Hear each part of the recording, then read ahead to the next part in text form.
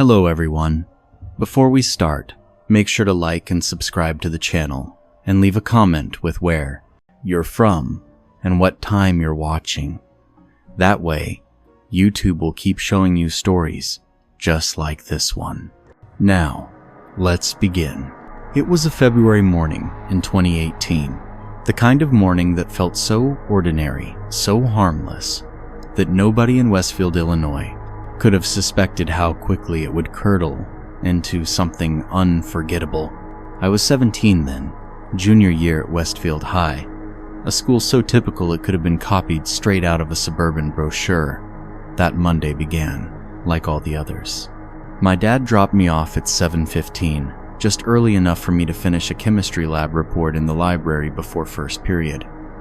The building was quiet, echoing with the faint metallic squeak of Mr. Garrett's janitor cart rolling down the hallway and the rustle of papers from teachers setting up their rooms. Westfield itself was a town that prided itself on uneventful predictability. 8,000 people, a football team that everyone knew by name, a county fair famous only for its pumpkin contests.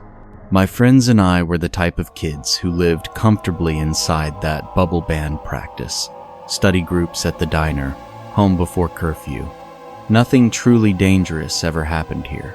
Nothing ever really broke the stillness. That morning, I slipped into AP History with Mrs. Thompson, claiming my usual seat near the windows, still thinking about how I'd argue my thesis on the Monroe Doctrine. But before the first slide appeared on the projector, the intercom crackled with Principal Anderson's voice. Only, it wasn't his usual cheerful tone. His words were clipped, controlled, like someone reading from a script with their chest locked tight. Attention, all students and staff. We are now in lockdown. This is not a drill. Teachers, please follow lockdown procedures immediately. The room froze. Mrs. Thompson's face drained of color, not pale, but the sickly white of paper left too long in the sun. She lunged for the door, slammed it shut with such force the handle rattled in its socket, and twisted the lock until the metal groaned. With shaking hands, she grabbed the red emergency folder, pulled out the magnetic strip to cover the narrow window, and herded all 22 of us toward the back corner. We pressed ourselves between the bookshelf and the filing cabinet, crouching low, shrinking, trying to erase our bodies from the room. The lights went out. The hum of the fluorescent tubes died, leaving behind a silence so sharp that even the rustling of a jacket zipper sounded deafening. Mrs. Thompson crouched with us, her phone glowing faintly as her fingers trembled over the screen, maybe texting her children at the middle school across town, maybe begging for updates she knew wouldn't come fast enough. The first 5 minutes were the kind of silence you don't realize can hurt until you live inside it. Nervous glances darted between classmates. Someone's breathing was too fast, ragged, like they were drowning on air. Jake Sullivan, who usually cracked jokes in calculus, clutched his knees so tightly I thought his knuckles would snap. Ashley Brennan, the quiet girl with the silver cross necklace, whispered prayers so faint they merged with the buzz of blood in my ears. Then came the sound. Footsteps. Slow, deliberate. The kind that didn't belong to a student rushing late or a teacher pacing between rooms. These were steps with intention, heavy, measured, pausing every 3 or 4 beats. A predator's rhythm, and then the metallic clatter of a doorknob rattling somewhere down the hallway. Metal against metal, testing, searching. Each second stretched thin like wire ready to snap. The sound crept closer, door by door. The footsteps would pause, the knob would rattle, and then they would move on. My heart pounded in my ears so loudly, I swore whoever was out there could hear it echo through the walls. Mrs. Thompson pressed a trembling finger to her lips, though none of us were making a sound anymore. Breaths were caught halfway in our throats. We had become statues of fear, praying the walls themselves might conceal us. When the footsteps finally stopped outside our classroom, I thought I'd lose control of my body altogether. Through the thin gap beneath the door, a shadow appeared 2 feet, unmoving, waiting. The doorknob turned. Once, slowly, cautiously, then again, harder, shaking the frame so violently I thought it would snap from its hinges. Nathan Cross, the class clown who had never gone a single period without a sarcastic remark, now sat with tears streaming silently down his cheeks. I realized then that I'd dug my fingernails so deep into my palms that half-moon marks would stay imprinted on my skin for hours afterward. Outside, silence. Then the scrape of something metallic against the wood, like a knife dragged lazily, almost playfully, along the door. My blood ran cold, and then he spoke. Not shouting, not angry, but calm, conversational. The kind of voice someone might use while asking about the weather. I know you're in there. These doors, they're not that strong, you know. I used to go here. I remember this room. The words sank into the silence like poison. His tone was casual, almost nostalgic, as though he were reminiscing rather than threatening. And that casualness was somehow worse than screaming. No one breathed. No one dared. The footsteps shifted, his weight moving from one foot to the other, a faint tapping sound filling the stillness, waiting, measuring, like he had all the time in the world. And then, just as suddenly as he had arrived, he moved on. The footsteps drifted further down the hall, testing the next door and the next. Somewhere in the distance, the sound of shattering glass, a scream cut short, swallowed by silence. I don't remember when my tears started, only that they came without sound, my chest locked so tightly I thought my ribs would break. That was the moment the ordinary morning ended. That was the moment Westfield High became something else, something I would never walk through the same way again. The silence after his footsteps faded was worse than the sound itself. It was as if the building itself was holding its breath, waiting, listening. We remained crouched in that dark corner, pressed so tightly together, I could feel every tremor of the bodies beside me. Even the air seemed to thicken, stale and suffocating, as if fear itself had substance. No one spoke, but our silence was filled with unspoken thoughts. What does he want? Why here? Why us? The questions looped endlessly in my mind, tangled with another truth far more chilling that whoever this man was, he seemed to know exactly what he was doing. From beyond our locked door, the noises came in fragments. The faint rattle of another handle down the hall, the low squeak of a sneaker pivoting against tile. Then nothing. The pauses between sounds were unbearable, each one stretching longer than the last until every second felt like its own eternity. Mrs. Thompson was crouched near us, her hand gripping her phone so tightly I thought the plastic might crack. The blue light from the screen flickered against her pale face, and I wondered if she was texting her children, trying to convince them through hurried words that she was safe even as the fear in her eyes betrayed her. Then, faint but clear, the metallic scrape returned, this time closer, sharper, as though he were dragging something deliberately across the lockers. A knife? A crowbar? My mind spun with possibilities, each one darker than the last. Through the narrow gap beneath the door, his shadow returned. The silhouette of feet, standing, waiting. I focused on them so hard that every shift of his weight seemed amplified, the heel grinding into the tile, the toe tapping some irregular rhythm. Like a child humming a tune only he could hear. And then he spoke again. Room 237. Yeah, this was Peterson's class back when I was here. Is he still teaching?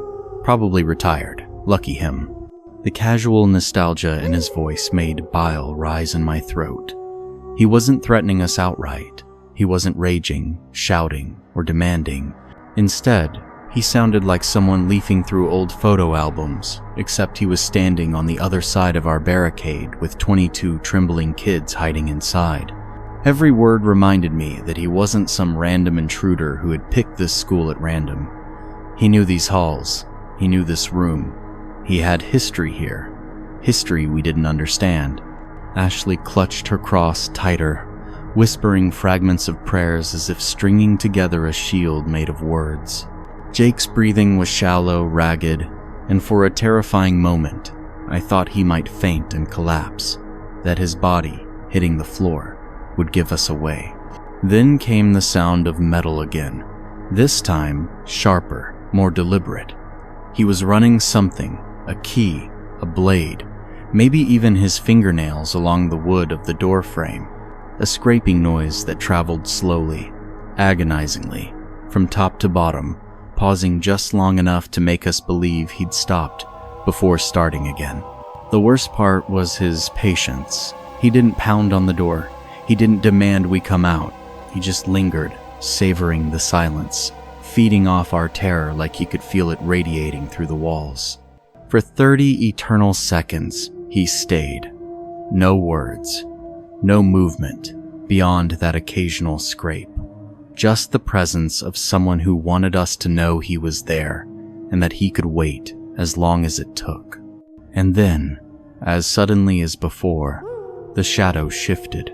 The footsteps resumed, slow and measured, fading further down the hall until they blended with the distance. Somewhere, faintly, a window shattered. A scream, sharp, piercing, cut the air, then stopped too abruptly, as if swallowed. We looked to Mrs.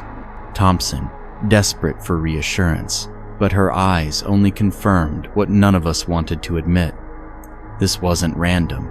Whoever he was, whatever he wanted, he was methodical, and he wasn't finished.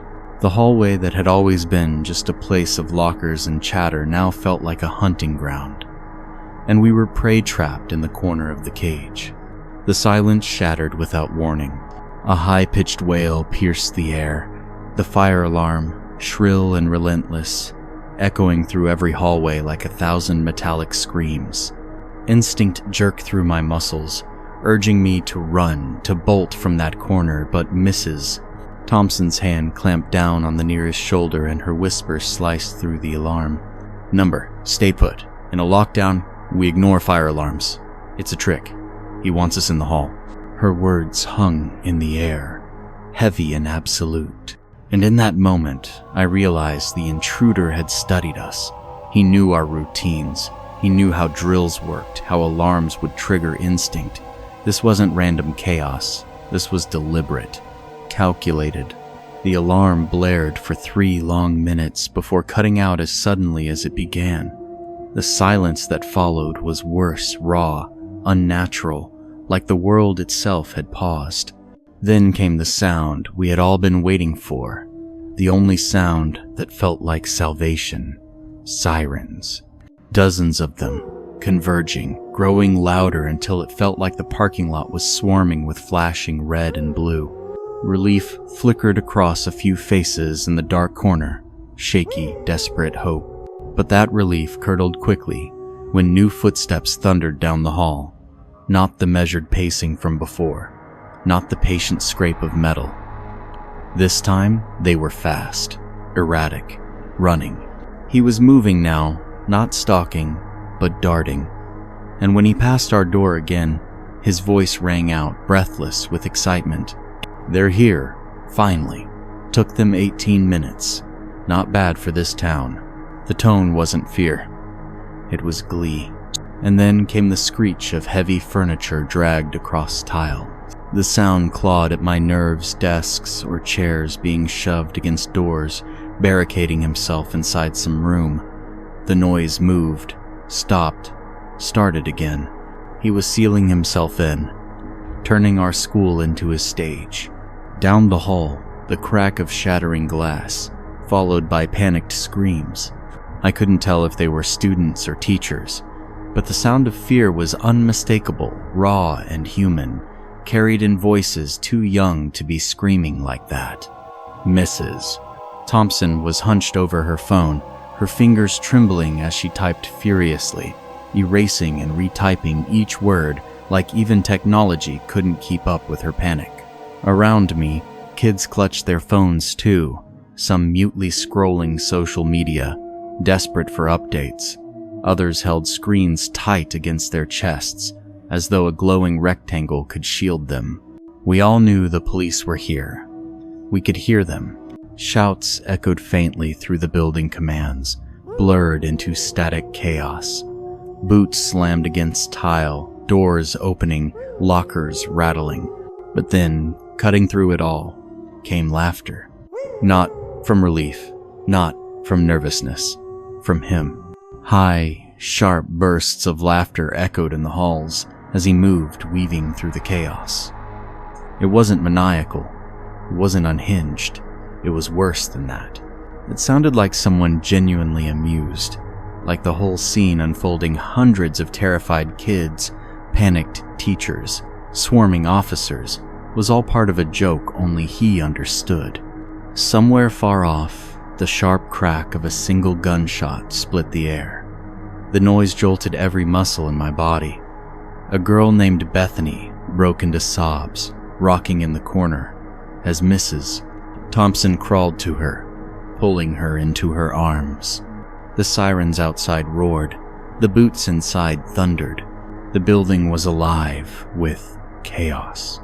But in our dark corner, with the emergency folder covering the window and the door trembling on its hinges, it felt like we were in another world entirely, a tiny bubble of silence and fear, praying the walls would hold. We didn't know it yet, but the worst was still coming. The chaos outside grew louder, closer, but instead of fading into the distance, it circled back toward us. And then, once again, the footsteps stopped outside our door. Room 237. His voice came low at first, then louder, so close I could feel the vibrations in the floor beneath me. Room 237 again. Full circle. That's poetic, isn't it? He wasn't talking to us. Not really. His words were directed at himself, to some twisted sense of meaning only he could understand. The doorknob rattled violently, harder than before. Then came a single kick so forceful that the frame jolted and a crack splintered across the veneer. Wood flaked to the floor inside, and through the gap, I caught a glimpse of him. Not the monster I had conjured in my mind. Not a masked figure or a shadowy ghost. Just a man, clean-shaven, short brown hair, wearing ordinary clothes that made him look like anyone's older brother, or maybe the barista who served you coffee every morning. His face wasn't crazed. It was calm. Too calm. He leaned close to the fractured opening, so close I could see the pores in his skin, the way his lips barely curled into the suggestion of a smile. And then he whispered, "You kids in there, remember this feeling, right now. That's what being alive really feels like." The words slithered inside me, burrowed into my chest.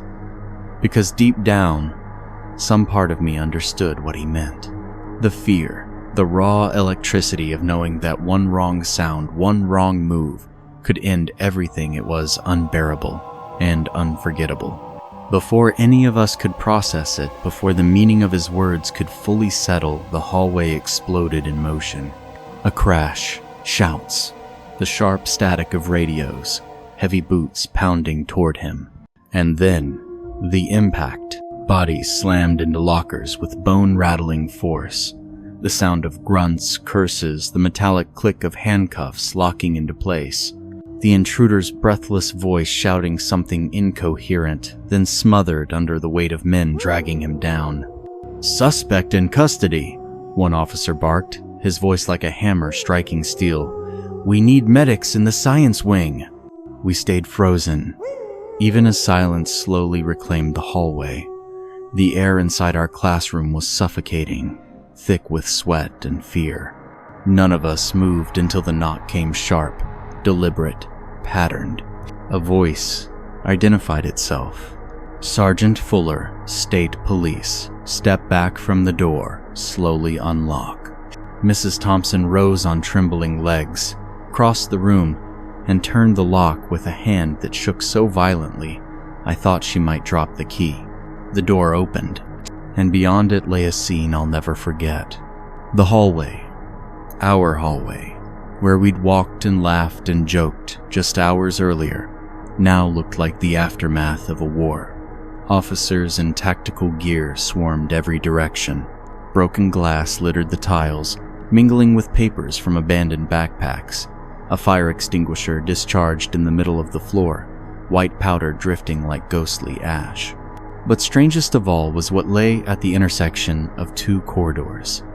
A neat line of books taken from the library, arranged carefully across the floor in a perfect barrier, not scattered, not dropped, placed.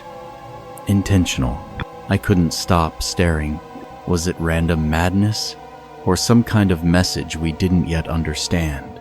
We filed out in silence, hands visible, single file under the watchful eyes of armed officers. Each step away from room 237 felt both like escape and exile, like we were leaving behind a piece of ourselves that would never come back. The cold air outside hit me like a wall when we finally emerged through the gym doors. Floodlights blazed across the parking lot, illuminating a sea of frantic faces pressed against the police barriers. Parents shouting names, some crying, some frozen in shock, all of them desperate to catch sight of their children. I spotted my dad first. He shoved his way past the crowd, his face pale and drawn, and pulled me into his arms so tightly I couldn't breathe. His whole body shook, though he was failing to hide it. Around us, the scene was chaos. Students crying into their parents' shoulders, officers barking orders, the metallic scent of adrenaline hanging in the night air. The minutes blurred. We were corralled into groups, questioned briefly, told to keep our hands visible. Some officers walked among us with rifles still raised. Others bent down to check on kids who were sobbing uncontrollably. It was surreal, like watching someone else's nightmare unfold, except every sound, every flash of light, every trembling breath belonged to us. Eventually, the name of the intruder spread. Christopher Vaughn, 24, a former student who had walked the same hallways we had just cowered in. He had graduated 6 years earlier, vanished from town, and now returned carrying nothing more than a modified pneumatic nail gun from his construction job. That single detail, that it wasn't even a firearm, just a tool twisted into a weapon, chilled me more than if it had been a gun. It meant he hadn't needed much, just time, access, and intent. The police called it a miracle that no one had been killed. Vaughn had fired once in the science wing, embedding a nail into a wall where a class had vacated seconds earlier. No one injured, no blood spilled. For the news cameras, for the official record, that was the headline, Miracle Escape. But miracles don't erase memory. The truth was written across our faces, in the way Bethany flinched at every sudden noise, in the way Jake clutched his phone like a lifeline, in the way Mrs. Thompson's hands wouldn't stop shaking, even when she held her own children later that night. The town tried to move on quickly. 3 days of canceled classes, security contractors swarming the building, installing new automatic locks, panic buttons, metal detectors.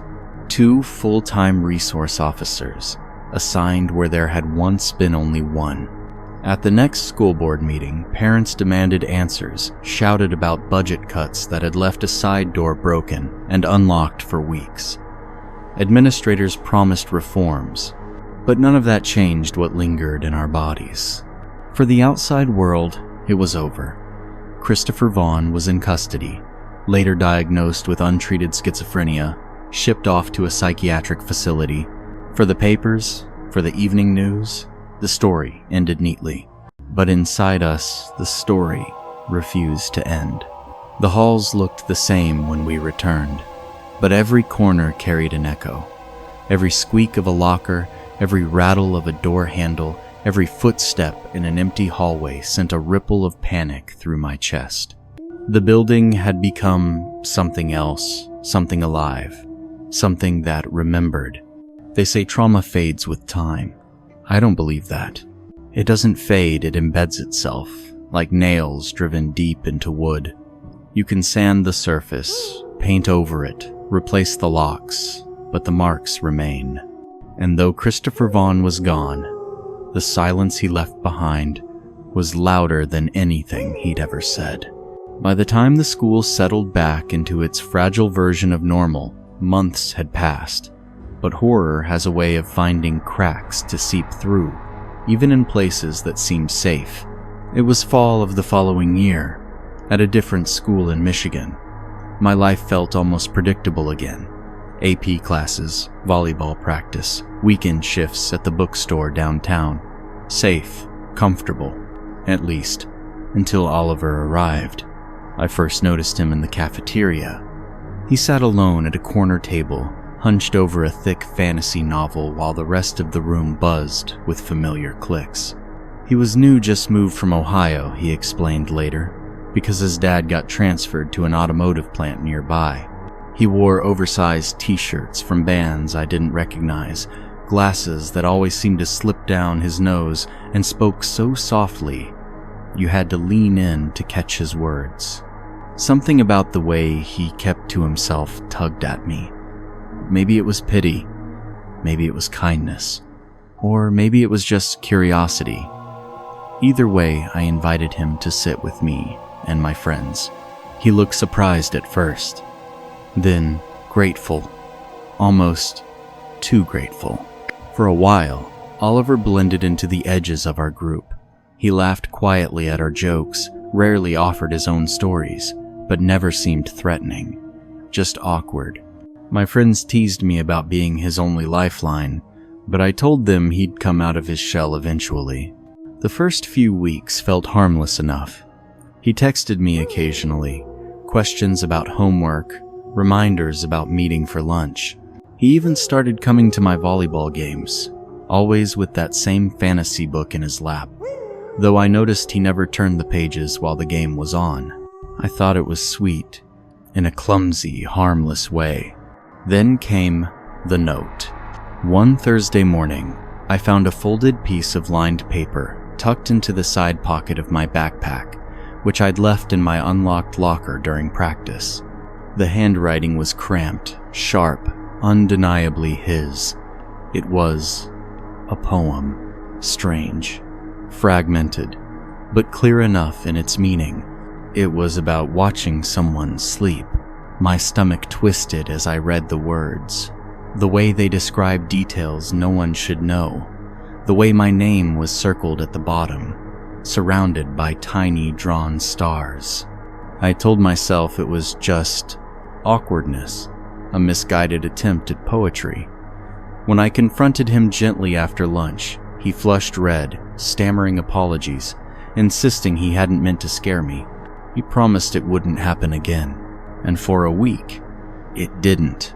He even started eating lunch with some guys from chemistry class instead of with us. The distance felt like relief. I told myself I had overreacted, that he was just lonely.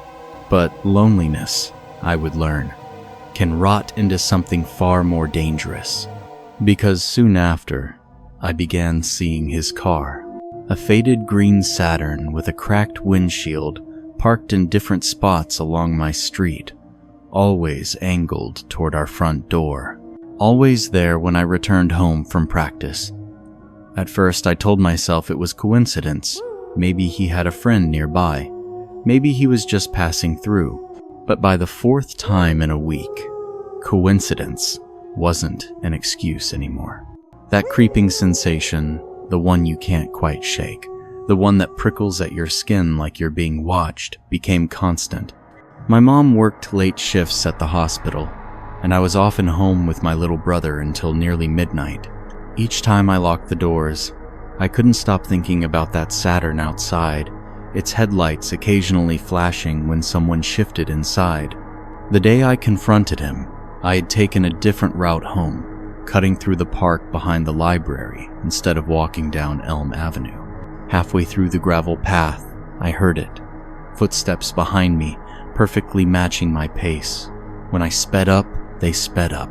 When I stopped, they stopped. My pulse roared in my ears as I turned, and there he was, Oliver, backpack slung over one shoulder, that same novel in his hand. He smiled nervously when I asked why he was following me. His answer chilled me more than silence ever could. I just wanted to make sure you got home safe. I heard some seniors talking about bothering you. I was protecting you. The way he said it, protecting, sent a ripple through me. He wasn't joking. He believed it. That night, I blocked him on everything, Instagram, Snapchat, even my contacts list. I told my friends, and they closed ranks around me, walking me between classes, making sure I was never alone in the halls. For 3 days, it worked. He kept his distance, ate lunch in the library, averted his eyes when we crossed paths. And for 3 days, I thought maybe it was over. But with obsession, silence is never the end. It's only the breath before the next move. The uneasy peace didn't last. By the following week, his distance gave way to something worse. Not notes, not awkward apologies, but presence. Constant, unrelenting presence. It began with the car again, the green Saturn. I spotted it across from my house one evening when I was bringing in groceries. The next night, it was further down the block. A few nights later, it was angled beneath the streetlight, just far enough away that he might have thought it looked inconspicuous. But no matter where it parked, the headlights always had the same view. Our front door. At first, I tried to rationalize. Maybe he was visiting someone nearby. Maybe it was coincidence.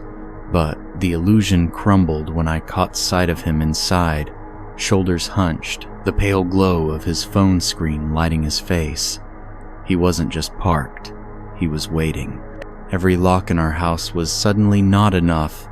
I checked them twice, 3 times before bed. My little brother complained that I hovered too much. But how could I explain the knot in my stomach every time headlights passed the window? The feeling that eyes were cataloging every move I made inside my own home. The confrontation came unexpectedly. I had decided to cut through the park after practice, thinking maybe if I changed my routine, he wouldn't know where to find me. The path was quiet, littered with fallen leaves, the gazebo looming like a skeleton against the fading light. Halfway through, I heard it. Footsteps, crunching gravel, not rushed, but deliberate, matching my pace with uncanny precision. When I stopped and pretended to check my phone, the footsteps stopped too. My throat tightened. I turned, and there he was. Oliver, backpack, slung across one shoulder, that same novel clutched against his chest. "Library run," he said quickly, as though the words were preloaded. But the library had closed an hour earlier, and he knew I knew that. When I pressed him, his story fell apart. His voice sped up, tumbling over itself as he insisted he was only looking out for me, that he had overheard upperclassmen talking about hassling me, that he just wanted to make sure I got home safely. But it wasn't kindness I heard. It was conviction. He believed this story, this twisted guardian fantasy. Something in the way he said the word protecting made my skin prickle. He wasn't protecting me. He was possessing me, piece by piece, moment by moment, through the sheer persistence of his gaze. That night, I blocked him from every platform I hadn't already. Instagram, Snapchat, even Venmo, just in case.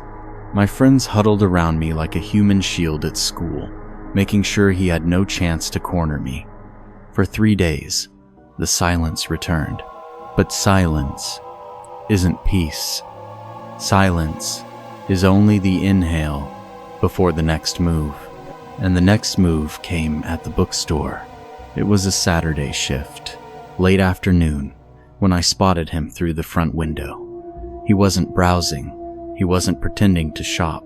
He was just standing there, hands in his pockets, staring in at me, watching. My manager, Mrs. Caldwell, noticed my expression before I said a word. She went outside immediately, told him to leave. He did. But 2 hours later, he was back, this time seated across the street on a bench, angled so he could see directly through the glass. He pulled out his book, held it open, but never turned a page. Mrs. Caldwell locked the doors, flipped the sign to closed, and called the police. And as we waited, his eyes never left the window. That was the night I realized this wasn't just awkwardness anymore. It wasn't just loneliness. It was escalation. The police came that night to the bookstore, but they couldn't do much. Officer Ramirez, with kind eyes but a tired voice, explained that Oliver wasn't technically breaking any laws by sitting on a public bench. Watching wasn't a crime, not yet. She handed me her card and told me to document everything, every message, every note, every strange appearance. Evidence, she called it. Evidence came sooner than any of us expected. Monday morning, I walked into school and noticed something strange about my locker. The dial sat slightly off-center, as if it hadn't been spun shut completely. My stomach tightened. I knew I'd locked it on Friday. I opened the door slowly, and what I saw nearly made me collapse right there in the hallway. On top of my textbooks sat a neat stack of photographs. 17 of them. They weren't old photos pulled from social media. They were new, fresh, each one time-stamped. Me walking out of my house that morning. Me shelving books at the store. Me crossing the park from different angles. Even one taken through my bedroom window, curtains half closed. My hands shook so violently that the photos slipped from my grip, fluttering across the hallway like fallen leaves. And at the bottom of the stack was a letter 3 pages, cramped handwriting filling every line. The words described our journey together, how he believed we were destined, how he forgave me for blocking him because he knew I was scared of how perfect we could be. He wrote about patience, about watching over me until I was ready. He ended it with a sentence that made my blood run cold. I'll always be nearby, watching, protecting. My knees buckled.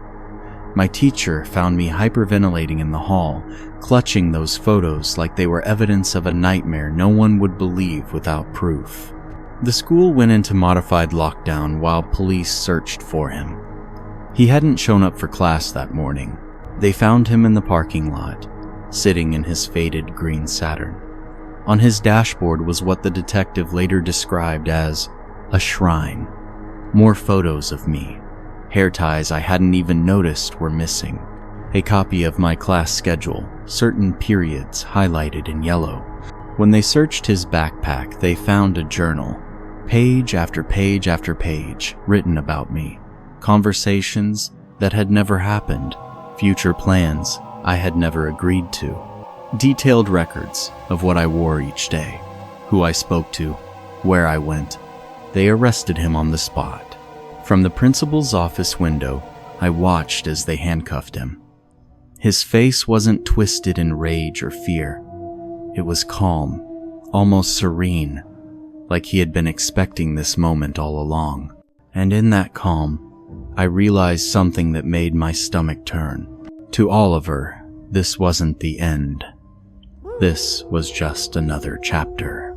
That night, after the police took Oliver away, I thought maybe it was over, that the fear would ebb, that my body would finally loosen its grip on the constant tension I'd been carrying for weeks. But horror doesn't let go so easily.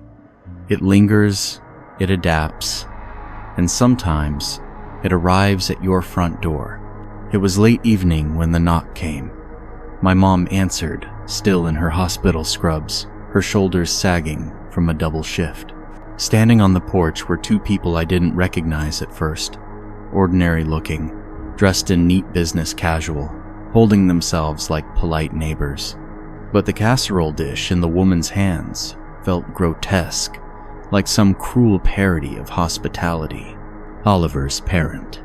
His mother's eyes were red and swollen, tears spilling freely as she clutched that dish like it was a peace offering. His father spoke quickly, apologetically, insisting they had no idea their son was troubled, that they never meant for anything like this to happen. They seemed normal, too normal. The kind of people who waved at block parties, who paid bills on time, who blended seamlessly into small-town life.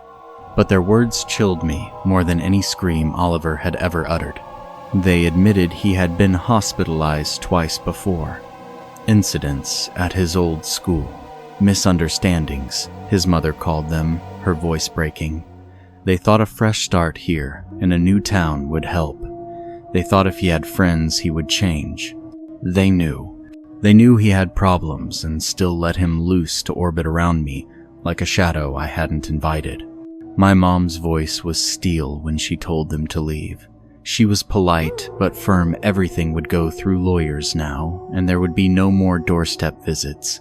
As they walked back to their car, Oliver's father turned once more, his expression strangely detached, and said something that lodged itself in my brain like a splinter. He just gets fixated. We tried to stop it. We really did. The trial moved fast. He pled guilty to stalking, harassment, and unlawful entry for tampering with my locker. His sentence wasn't prison. Instead, the court ordered psychiatric treatment, 2 years of probation, and a permanent restraining order covering me and my family. He transferred to an alternative school in another county and wore an ankle monitor. For the newspapers, that was closure. A problem solved neatly with paperwork and conditions. But reality wasn't so tidy. A detective named Santos, sharp-eyed and uncompromising, later told us they had found screenshots of my mom's hospital schedule on Oliver's phone, records of my brother's middle school soccer practices, notes about what time our house was usually empty. He hadn't just been watching me. He had been watching all of us. Even after he moved, even after the restraining order, attempts continued. Fake social media accounts appeared. A burner phone number texted me once. Just a single message. Still watching. They caught him violating probation. This time he was committed to a residential treatment facility. But none of that erased the damage. None of it made my chest loosen when I walked through a parking lot. None of it stopped me from checking over my shoulder at every shadow. The truth was inescapable. Oliver might be gone, but the feeling of him, the presence, the watching had rooted itself in me. And even if I never saw him again, part of me would always feel his eyes. By the time senior year rolled around, I thought I'd already seen the full spectrum of horror school could hold: intruders, stalkers, sleepless nights haunted by shadows in the window. But Pennsylvania showed me a different kind of nightmare. It began with a substitute, Mr. Daniels. On the surface, he was everything a substitute teacher wasn't supposed to be. Charismatic, sharp, the kind of adult students actually liked. He was young, late 20s, maybe with an easy smile, and the kind of quick wit that made even the most jaded kids in class sit up and listen. He knew how to tell a story, how to keep us engaged.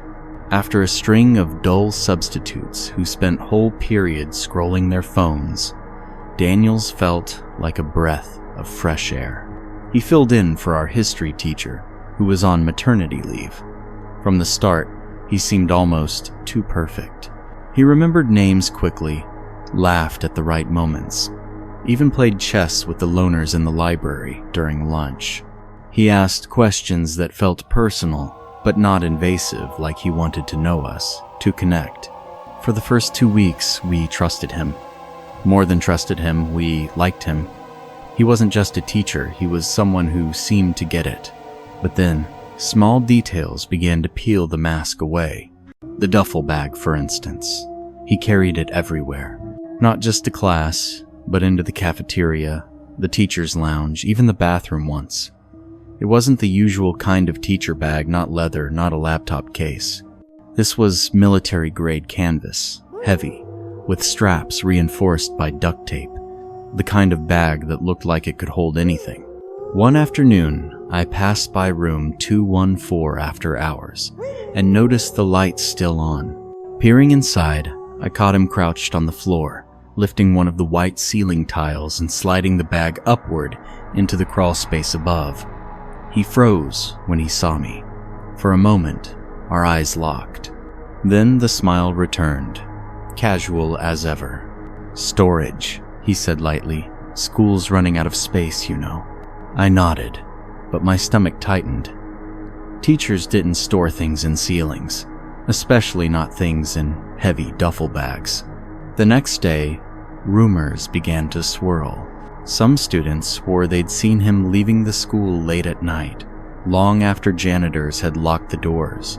Others said they heard him whispering into a phone in the teacher's lounge, his voice sharp and urgent before snapping back to his usual easy tone when anyone walked in. What unsettled me most wasn't just the bag, or the whispers, or the strange hours. It was how deliberate everything felt. As if every smile, every joke, every kind gesture was perfectly calibrated not just to make us like him, but to make us trust him. And trust, I would soon learn, was exactly what he needed. It happened on a gray Thursday morning, halfway through second period.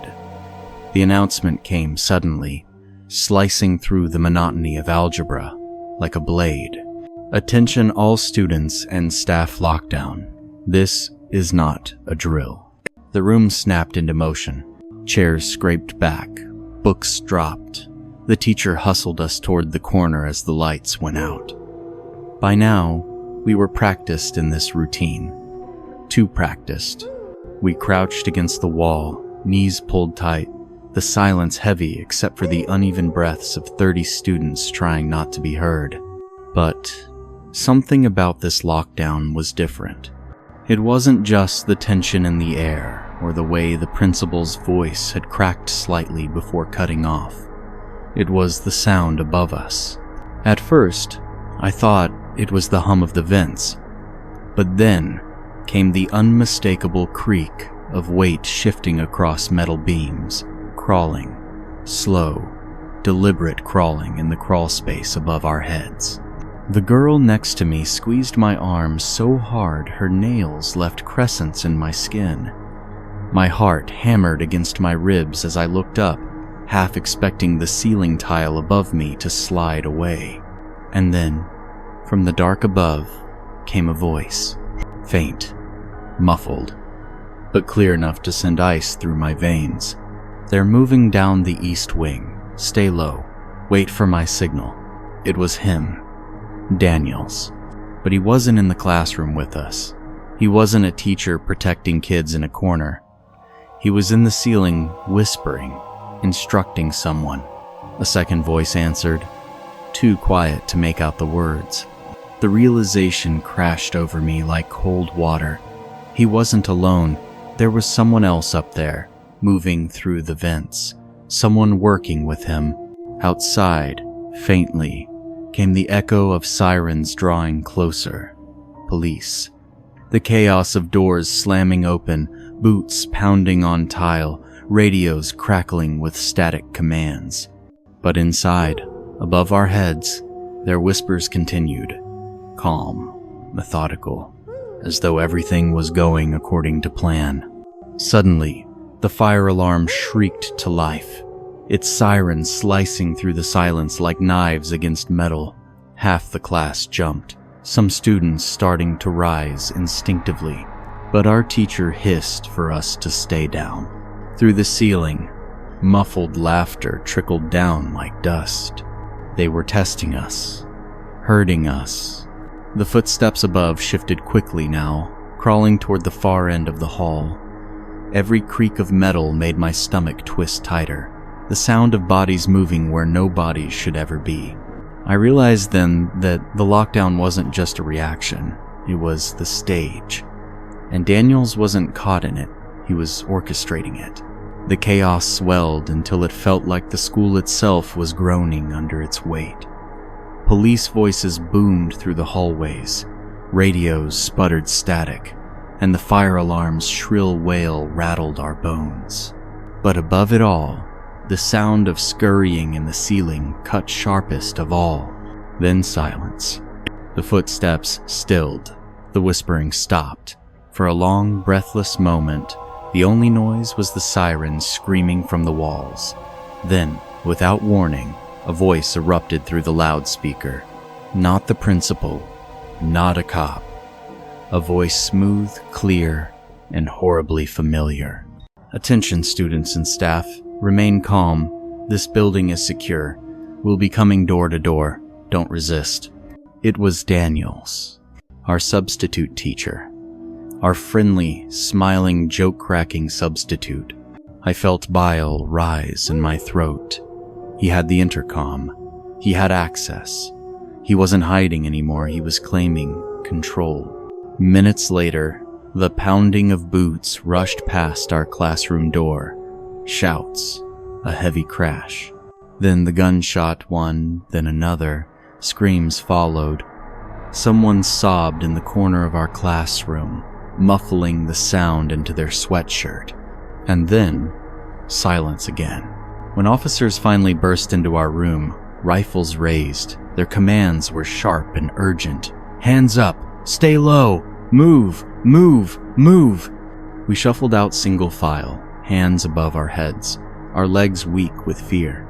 The hallways were chaos. Incarnate lockers, dented, ceiling tiles scattered across the floor, papers trampled into dirty footprints. And at the far end of the east wing, they had him. Daniels was on the ground, restrained, his hands zip-tied behind his back. The duffel bag lay spilled open beside him, and its contents froze me in place. Not lesson plans, not personal belongings. Blueprints, maps of the school, lists of schedules, class rosters, even teacher routines. Worse still were the flash drives, dozens of them, labeled in neat handwriting. Police swarmed them immediately, slipping them into evidence bags. The truth spread fast. His name wasn't Daniels. It was Robert Hutchinson. He wasn't a teacher at all, never had been. He was a plant, an operative for a fringe extremist group under federal investigation. The ceiling spaces? Hidden storage. Caches of hard drives, encrypted equipment, even radio devices linking him to an accomplice outside. The lockdown wasn't random. It had been engineered, triggered to keep us in place while they siphoned student data, testing a larger plan aimed at schools across the state. The accomplice in the ceiling was caught too, dragged out from the crawl space with dust coating his face and wires tangled in his hands. He looked more terrified than any of us, but my sympathy evaporated the moment I saw the cables strapped to his chest, a makeshift transmitter designed to hijack communications. The FBI swept in overnight, black SUVs swarming the school grounds. They seized everything, the duffel bag, the drives, the maps. The local news stations called it an unprecedented infiltration. The papers described Hutchinson as a con man, a saboteur. But to us, to the students who had laughed at his jokes, shared lunch with him, trusted him, he wasn't just a fraud. He was proof that danger doesn't always announce itself with shadows or weapons. Sometimes it wears a smile, stands at the front of your classroom, and asks you to turn to page 57. The school never reopened that year. Federal agents swarmed the building, sealing entire wings in plastic, combing through every ceiling panel, every hidden space Hutchinson and his partner had touched. By the time summer came, the district announced the campus would be shuttered indefinitely. For the town, it was a scandal. For the news, it was a story. But for us, the students who had lived beneath those ceilings, it was a scar. At first, I thought it was just coincidence that Westfield, Oliver, and Pennsylvania were separate horrors stitched into my life by cruel chance. But the more I replayed them, the more I realized they weren't separate at all. They were variations of the same nightmare. Patterns emerged. A hallway intruder who once walked those halls. A classmate who transformed loneliness into obsession. A substitute who turned trust into betrayal. All of them shared something in common. They belonged to the spaces we thought were safe. Schools, homes, friendships. The places we were taught to believe were untouchable had been breached, one after another, until safety itself felt like the illusion. And yet there was another pattern too, one harder to admit but impossible to ignore. Each time, there had been warnings. The broken door at Westfield that no one fixed. The notes Oliver left before the photos. The duffel bag Daniel slid into the ceiling. Signs we noticed but brushed aside, rationalized, or ignored until it was too late. I wondered if that was the real horror, not the intruders, or the stalkers, or the imposters, but our silence, our willingness to explain away the unease in our guts, to tell ourselves it was nothing, even when everything inside screamed it was something. Even now, years later, I find myself replaying every detail. The scrape of metal against a door, the flutter of photographs falling to a hallway floor, the laughter echoing through a fire alarm, and the question that always follows, what did I miss? Because the truth about horror isn't just that it comes when you least expect it. It's that sometimes it comes exactly when you do, and you still convince yourself it won't. Years have passed since those hallways, those faces, those nights where every second felt like it might be the last. Life moved on, at least on the surface. Different towns, different schools, different jobs. People look at me and see someone ordinary, someone who made it out. But horror doesn't vanish. It embeds. It waits. I still check every lock twice before bed. I still angle my blinds so no one could possibly see inside. I still notice parked cars a little too often on the same street, headlights lingering too long. It isn't paranoia if it's happened before. Sometimes, when I pass a substitute teacher in a hallway, carrying a bag slung heavy over his shoulder, I feel my chest tighten. Sometimes, when I catch a stranger's eyes on me in a grocery store aisle, too steady, too focused, I feel my skin crawl the way it did in Westfield, in Michigan, in Pennsylvania. And late at night, when the house is quiet and the only sound is the hum of the refrigerator, I hear them. Not in reality, maybe, but in memory so sharp it bleeds into the present. The scrape of metal against a classroom door, the whisper from the crawl space above, the click of a camera in the dark. They echo. They always will, because safety was never real. It was a story we told ourselves, a myth built into brick walls and morning bells, into the false comfort of routine. But the truth was always there, waiting for us to notice. Danger lives inside the ordinary. A door left unlocked. A smile too perfect. A classmate sitting alone at lunch. And maybe that's why I can't stop watching now. Watching for the signs, watching for the cracks, watching for the next story I know is already unfolding somewhere else. Because if horror has taught me anything, it's this. The moment you stop looking over your shoulder is the moment someone is already standing there. But tell me, do you really believe this is the end? Or is it only the beginning of the next story waiting in the dark?